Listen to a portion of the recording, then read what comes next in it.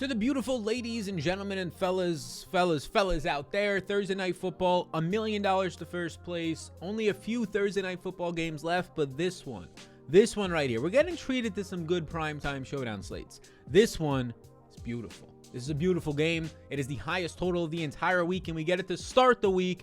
And yeah, it's going to have massive real-life football implications, but also maybe for your life out there trying to win some dollar-rooskies in the streets. So let's break it down. Let's go salary range by salary range. Not now, but right now. Appreciate y'all being here. Let's slide on into it. And we'll start up top right now with the most expensive player on this here slate, and that man is going to be named, you know the name, Patty Mahomes. Patrick Mahomes is at $12,000, $600 more than anybody else on the slate, and over $1,000 more than the quarterback on the opposite side of this one in Justin Herbert. Now the Chiefs come in with a 27.25, let's call it 27.5 point team total. They're about 4-point favorites in this one currently. And as I look through this, I have my projections done, and Mahomes is my highest projected player on the slate, but it's not by that much. I mean, him and Herbert look pretty damn similar to me, yet, I mean, Herbert is going to be $1,200 less, right? So it's a little bit of an interesting one here for Patrick Mahomes. Now, I did run some projections early on, and I did run a lineup through here, and I am going to be getting less Patrick Mahomes than Herbert. I'm going to be getting about 10% more, maybe a little bit more than that, depending on what happens here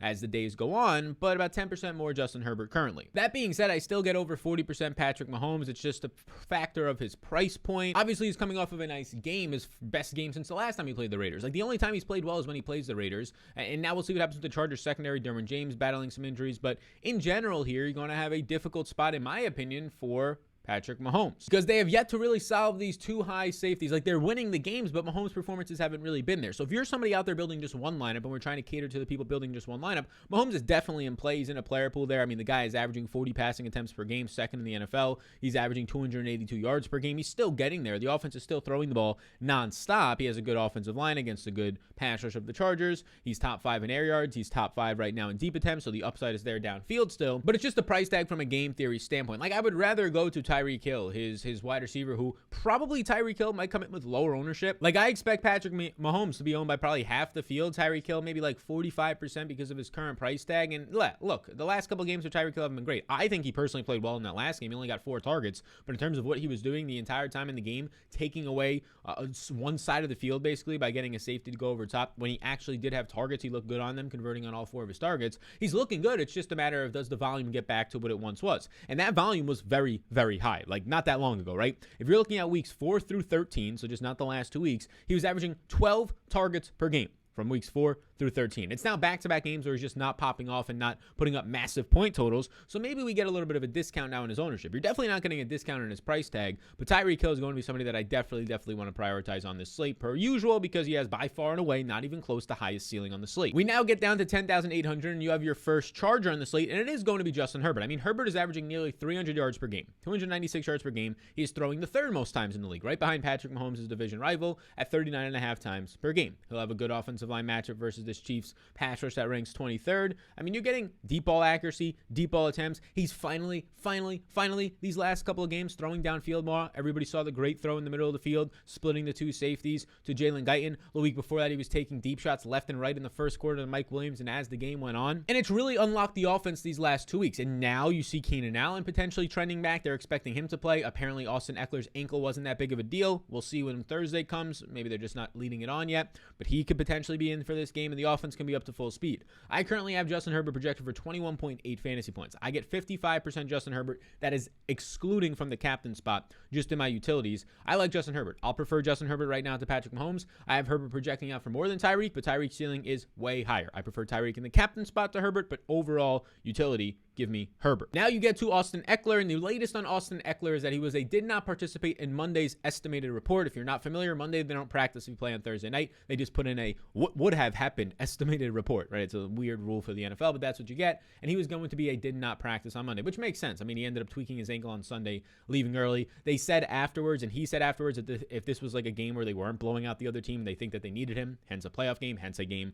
where the division might be up for grabs here with the Chargers or with the Chiefs, that he would have been in that game. So I'm going to take that as of this recording and say that Ekeler is going to play, so that's kind of how we're going to go through this. If he doesn't play, it'll be some combination of Justin Jackson, Joshua Kelce. Justin Jackson being a little bit of the smaller back, but a better pass-catching back. Kelce being way less elusive than Jackson, but a little bit of a bigger back, maybe a red zone role. That's kind of the synopsis, the summary on what that backfield will look like. But I'm assuming Austin Ekeler is going to be in this game after leaving early with that ankle injury. And look, you're going to be getting a matchup against the Chiefs' number 25 run defense. Now, that run defense has been looking better since they got the addition of Melvin Ingram, right? You get Chris Jones back into the middle on the interior, which helps not only with the pass rush, but the run game. And Frank Clark, he just decided to start playing good football for like the first time in a year. So with Frank Clark playing better, that's going to hurt. But we all know that the reason you're playing Austin Ekeler is not for his rushing attempts. I mean, you're lucky if you get Ekeler to rush a dozen times in a game. You know you're doing it so that you get the 8-target game, right? The massive red zone usage game. So Austin Ekeler right now for me looks pretty dang good. Where his current price tag resides, I don't know if he'll be picking up a lot of ownership. Like, people are definitely going to go to Herbert. That's going to look like a really good play. And then I think people go down to Keenan Allen. So maybe he's sandwiched in this price range where he doesn't pick up a lot of ownership. I'm definitely going to have interest in Austin Ekeler. I just looking at this, the way that it's put out, people are definitely going to always go to Mahomes. They're going to go to Herbert. They're going to go to Allen. And I think people are going to lean to pay down for Ekeler over Tyreek. I think we might be able to get a leverage play on Tyreek on this slate. We will know for sure on the live stream at 6 p.m. East Coast time what the plays are looking like ownership-wise and how this slate from a betting perspective in DFS is playing out. Now, the thing that I do want to touch on is, we just talked about Ekeler, we talked about Tyreek. These are guys that I have stances on in this game. So let's look at some of the props that I have for these fellas. If you indeed want a free bet up to $100, but not only a free bet up to $100, just for the next couple of days, I'm doing a holiday deal with Prize Picks. You also get my NFL Daily Fantasy Course. It is 10 hours of videos on game theory, a bunch of downloadables as well, cheat sheets, all that type of stuff for the important stats you need to know. But game theory, where to find all the edges, how to think like a pro, and actually start winning some money. I have a course that I made, and you can get that for free. It's $100 if you don't want to get it for free, but why do that? If you use the code CLASS on Prize Picks, you have to be a first-time depositor. But hey, if you've already deposited, why not tell your sister, your brother, your aunt, your uncle to deposit? And there you go. You get yourself that free course and the free bet up to $100. So I've taken Tyreek over 71.5 receiving yards. Tyreek's been playing well. I mean, the dude's been playing well, right? I like this spot for him. Derwin James is banged up in the Chargers secondary. I think the volume is slowly going to come back for Tyreek Hill. And I take the under on Austin Ekeler, 51.5 rushing yards. I like that number more. I mean, Ekeler himself dealing with an injury. In general, maybe you get 12 rushing attempts in this game for Ekeler, which means he has to start to average 4.5 yards per carry. And this Chiefs defense is better than it's going to be advertised and better than I think Prize Picks is taking into account because of how well they have played since getting Melvin Ingram to go on the outside, pushing Chris Jones to the interior, and then the better play out of nowhere, really, for Frank Clark. So I take those two props, I combine them together, I put it in for a $50 play to win $150 on a power play. You can do a flex play if you want to. And when you use the code CLASS, you get a free bet up to $100, and you get that course. That is CLASS as in school, C-L-A-S-S. And now we can transition to Keenan Allen, who missed the last game while he was on the COVID list. And as I'm recording this, I prepped out the whole Saturday video. I haven't recorded it yet. I'm seeing that the entire Cleveland Browns team is going on the COVID list. Who knows if that game, 7 players already, who knows if that game is even an important players, 3 tight ends potentially. Jarvis Landry, offensive lineman. I mean, Jesus. That Saturday game is not looking too well right now for them. But Keenan Allen is expected to play in this game. I mean, he has an elite target share, a top 10 in the NFL target share at 10.3 targets per game. That targets per game number is 3rd in the NFL. He now has 16 or more DraftKings points in 6 straight games and 10 or more targets in his last 6 out of 7. You get the elite red zone role, right? He's 4th in the NFL in red zone targets right now this year. I currently have Keenan Allen at 17.7 fantasy points. And on showdown slates, these one-game slates, you want to take into account upside, right? You want to take into account upside. Wide receivers are going to have the highest range of outcomes and the highest upside because of what they can do. Yards per reception are much higher than yards per carry, things along those lines. Because of the way the scoring is set up, it benefits receivers to get to a 100-yard bonus a little bit easier, 6 points per touchdown versus quarterbacks, right? So they have such high ceilings, hence why Tyreek maybe is a leverage, hence why at $9,400, a guy who is seeing over 10 targets per game when he's out there, Keenan Allen is strongly in play. So if we're looking at the guys that I like the most right now, and I know we've talked about a lot of them, and let's actually cover that once we talk about Kelce here. Because Kelce is one of the cheapest prices you will ever see him. I think we might have gotten him at like $8,400 one time earlier this year on a showdown slate, but he's $8,600. Travis Kelce, who's normally anywhere from like $9,500 to over $10,000. He's coming off of his worst game of the year, 3 catches, 27 yards, and 4 touchdowns. I mean, Tyreek had a decent game of 70 yards on 4 catches. Kelce really didn't do anything, and they still won pretty easily, walking away against the Raiders. I mean, that's just how they're adjusting this offense to be taking the checkdowns a little bit more. Darrell Williams being involved, Clyde Edwards-Helaire now back. But previous to that past game, he saw 8 or more targets in 7 of his last 8 games. He now has back-to-back games of under 6 fantasy points, which I think is going to lower his ownership. So I think this is a fantastic spot for a lot of reasons. You're getting the combination of a reducing price point, right?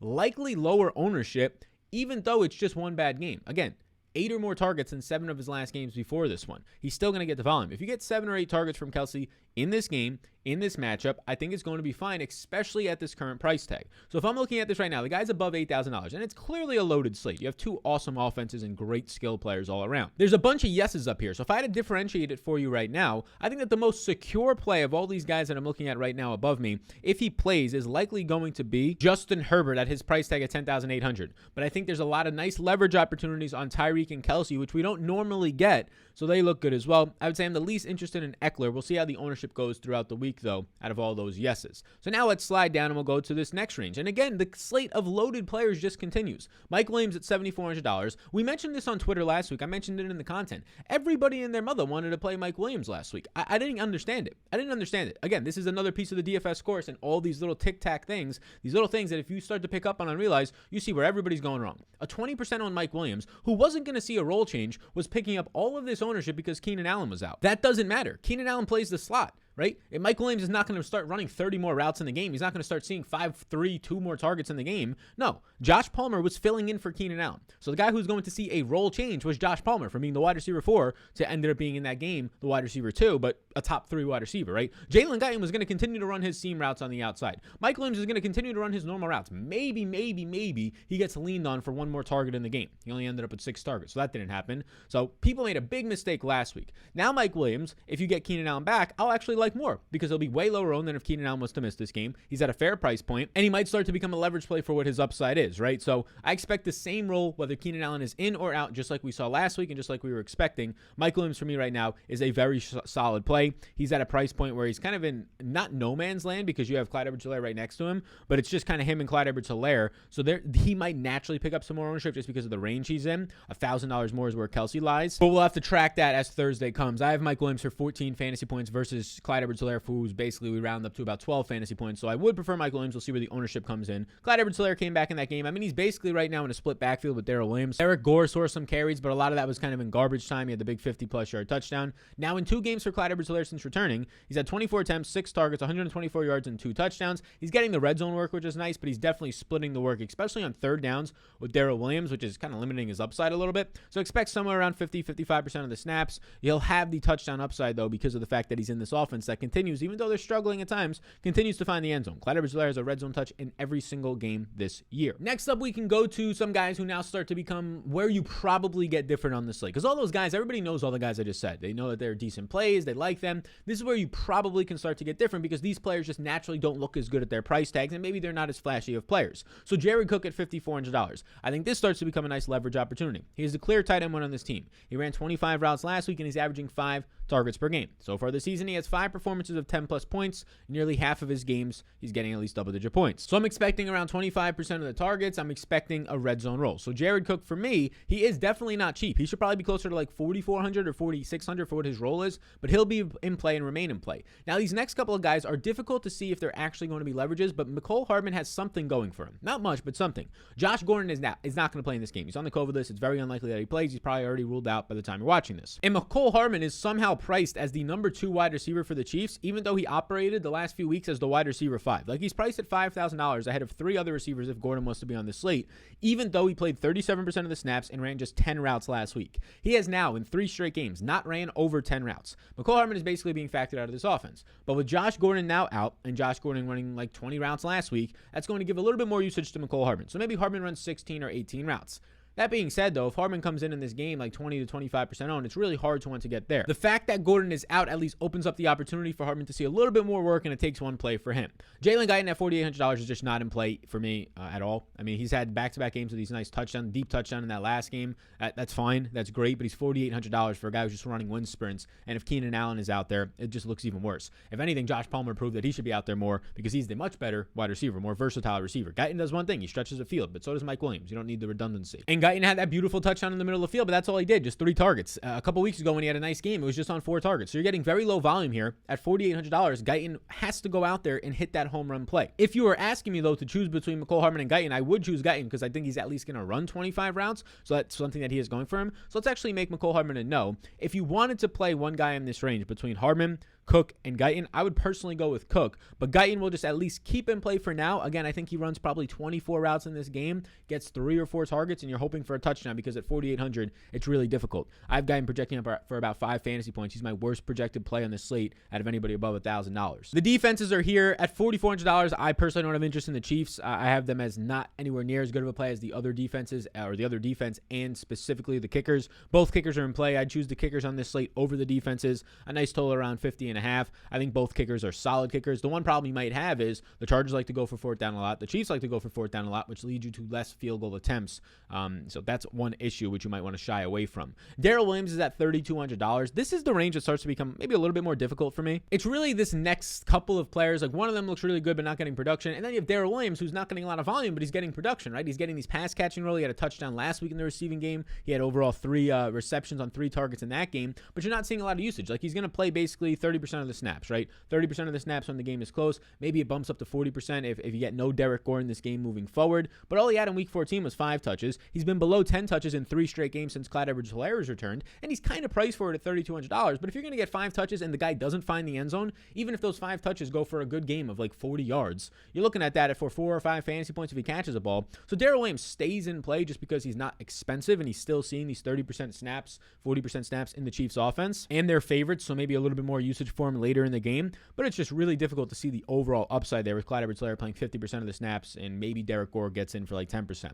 Chargers defense is here. We'll just keep them in play because they're a cheap option. Obviously, they're going to have to force some turnovers, but they have the pass rush to do it. A very interesting range now of where Byron Pringle just looks like a slam dunk play. I mean, Byron Pringle at $2,600. These other Chiefs wide receivers, Byron Pringle is he's ahead of Mecole Hardman, and he's half the price, right? You have him operating as the wide receiver 2 on this team. He played 65% of the snaps last week. He ended up running 21 routes. It just led to 1 catch for 28 yards, but he now has 20+ routes in every game since week 6. He has been the wide receiver 2 on this team the last couple of weeks. I get it. The production is not there. Like, he's only having like 1 reception in these games on a couple of targets, but if he's going to continue to run 20 to 25 routes and this game might now actually stay close, you have to seriously consider him. I mean, he has a twice as good of the role as Mecole Hardman has right now, and he's half the price. You have to consider that. Donald Parham is here. He's clearly operating as the tight end 2. He only ran 8 routes last week. I mean, they have 4 tight ends active at this point, which does not look good, and Cook is getting the majority of the usage there. At $2,400, Parham is definitely in play as a touchdown or bust guy, but even in those scenarios, you're looking at Parham having 2 catches for 12 yards and a touchdown. So he's in play, but in that range, I definitely prefer Pringle. If there's no Keenan Allen, Josh Palmer is the best play in the slate at $2,200.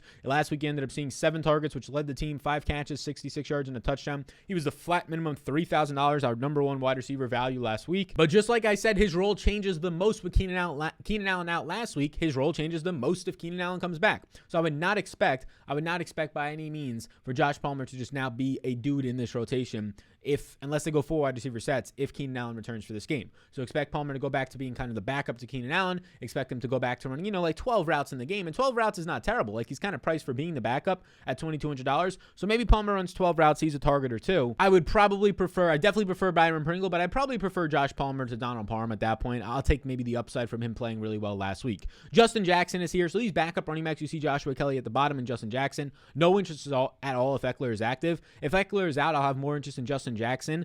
He's a little bit more expensive than Joshua Kelce, but Justin Jackson is just a better pass catching back. He's way more elusive. You're going to have the bigger bodied back be a Joshua Kelce, but I would expect Justin Jackson to operate as the RB1A. If Justin Jackson or if Austin Ekeler does play in this game, which I'm expecting, I'd expect Jackson to operate as the primary backup, probably play somewhere around 30-40% of the snaps. They don't want Ekeler to get a lot of touches, especially now that he's banged up on a short week. They do want to kind of offset that. He said that on multiple interviews in the past couple of months, that they're kind of preserving him in a way for the postseason because he's a smaller body back, which is smart. And if that is actually the case, I'd still expect, like 30-35% of the snaps for Justin Jackson. The problem is they're probably just not going to prioritize him like they would Ekeler, so that might lead to just like 5 touches. So if there was a running back to roster out of this backfield, it would be Justin Jackson. Kelce is only in play if Ekeler was to miss for me. Demarcus Robinson has to be in play. He's a yes for me. I mean, look, it's the exact same scenario. Demarcus Robinson is only $1,800, and he's operating firmly ahead of Mecole Hardman, and now there's no Josh Gordon. He's not a great wide receiver, but he's going to be on the field on a showdown slate running a lot of routes. This is a guy who's coming off of a game playing 48% of the snaps, operating ahead of Josh Gordon, running 23 routes to no targets last week. He only has 4 total targets over his last 3 games, but now at least Josh Gordon is not out there, which gives it a more stable role. Maybe he starts to run 28 routes. Maybe you start to get maybe even 30 routes. Again, I know he's not a great player, but they like him. They like that he can block. They like that he knows the offense. They like him in the red zone. All you have to do at $1,800, I'd rather take my bet on $1,800 DeMarcus Robinson's 25 routes leading to a touchdown than Donald Parham for $2,400 and him running 8 routes out there leading to a touchdown. Next up is Derek Gore. He was mainly involved in garbage time last week. He was the third running back in. He was in late in the game. He had the 51-yard rushing touchdown, but for the most part, he was used as the RB3 in garbage time, so I'm not too interested there. And the final couple of plays on the slate, Steven Anderson is operating basically as the tight end 3/floor. He's mainly a blocking tight end. He is not top 7 routes in a game this year. 2 tight ends that are the backups for the Chiefs. Blake Bell, he was on the Chiefs, went to the Cowboys, now back to the Chiefs. Blake Bell is operating as basically the tight end 3. He only has 1 reception since week 5, so he's not going to be interesting to me. I mean, the guy, if you wanted to just punt on a backup tight end for some reason who's $200, I guess you would go to Noah Gray. He is the backup to Travis Kelce, but that being said, just keep in mind you're going to get 0 to 1 targets. He's coming off of running 7 routes last week. He got no targets. He only has 4 total receptions this season. And then Larry Roundtree, the rookie out of Missouri, he's terrible. I mean, he's just really not that athletic, only averaging 2.3 yards per touch. He has been a healthy scratch the last couple of weeks. Maybe he gets activated if Ekeler is out. If Ekeler is in, he's not even going to be active for this game. So if you're looking for a guy, right? If you're looking for a guy $1,000 or below, I hate to break it to you, but there's nobody on this slate. If Ekeler indeed plays, I guess you can just go to Derek Gore blindly, but I don't even think he sees touches. So there's really not much value at $1,000 or below, but lucky for you, you don't need to go that low this week, because here is the slate from $4,000 to $1,800. There is just, I mean, look at that. I don't even have any no's on the screen. From $4,000 to $1,800. This is why the kickers become a little bit less enticing. Like, relative to the defenses, I like the kickers for stable production, but these offenses are innovative. They go for it more on 4th down, which leads to less field goal opportunities. They go for 2 more often. And the other reason is you just have a lot of other cheaper options that look appealing to you. So if you're playing in a GPP trying to knock down a large field tournament, probably stay away from the kickers, and a smaller field stuff is where the kickers come into play. But you have these solid options. Byron Pringle and DeMarcus Robinson running a lot of routes out there. Hell, Joshua Palmer's probably going to run 12 to 15 routes. Donald Palmer will run somewhere around 10 routes. So lots of value options. None of them are stable or secure, but I'll take the ones who have a better role, and that's going to be Byron Pringle and DeMarcus Robinson. So there you go. The mid-range, the upper part of this range is fantastic. There are so many strong pay-up options. I would just stick to one of these pay-up options up here and figure out the rest of your lineup. Like a Mike Williams captain who's a little bit less money. You put him there, you get to a lot more studs or one more stud into your lineup. I think the best captain options early on this slate right now, my ownership overall to the captains currently is coming in Travis Kelce, Keenan Allen, Mike Williams, Tyreek Hill, and Ekeler. Those are the 5 guys that I'm getting ownership to in the captain spot so far. So thank you for tuning in today. Again, not only do you get a free bet up to $100, you also end up going out there and you get the free NFL Daily Fantasy Course, DFS Course, for free. It's $100 if you don't have the code CLASS. So you go ahead, you go to PrizePicks.com, you use the code CLASS, CLASS. You get a free bet up to $100 and the free course. If you're already a first-time depositor and you want to get that course still, go ahead, tell your brother, your mother, your sister, your aunt, your uncle to sign up. Appreciate you all for tuning in. If you want any of the tools we talked about in this, the optimizer that I'm using over here, projections, rankings, ownership, Patreon down below, you can check it out. That is my service right there for a bunch of tools, a Discord, an optimizer, Discord with 1,000+ members, just like you, to come into a community that you believe will be like-minded and flourishing and make your life even better. So thank you for tuning in. Appreciate you all a ton. I'll see you when I see you, gang, and I'll see you in the next one. Hey, let's do it. Thursday night, 6 p.m. East Coast time, live right here, breaking down this slate, taking your questions. I'll see you then. So peace on out, gang.